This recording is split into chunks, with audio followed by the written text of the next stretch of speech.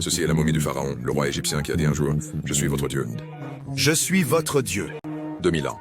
Mais ce qui est vraiment choquant, c'est que son histoire a été mentionnée dans le Coran il y a plus de 1400 ans, bien avant que son corps ne soit jamais découvert. Allah dit dans la sourate Yunus, verset 92, « Aujourd'hui nous préserverons ton corps afin que tu sois un signe pour ceux qui viendront après toi. » À cette époque, personne n'avait jamais vu le corps du pharaon. Il était enterré profondément sous les sables d'Égypte, complètement inconnu du monde. Puis, plus de 1200 ans plus tard, en 1898, des archéologues ont découvert la momie d'un pharaon en Égypte. Les gens étaient stupéfaits, mais personne ne savait exactement comment il était mort. En 1975, la momie a été envoyée en France pour des recherches. Un célèbre scientifique français, le docteur Maurice Bucaille, a été chargé de l'examiner. Alors qu'il étudiait le corps, il fit une découverte choquante. Le corps montrait des signes évidents de noyade, pourtant il était resté parfaitement préservé pendant plus de 3000 ans. La science n'avait pas d'explication complète. Plus tard, quelqu'un a dit au docteur Bucaille que le Coran avait déjà mentionné ce fait des siècles auparavant. Lorsqu'il a lu le verset lui-même, il a été stupéfait. Il a demandé comment un homme du 7e siècle pouvait-il savoir quelque chose que la science vient seulement de découvrir. Ce moment a changé sa vie.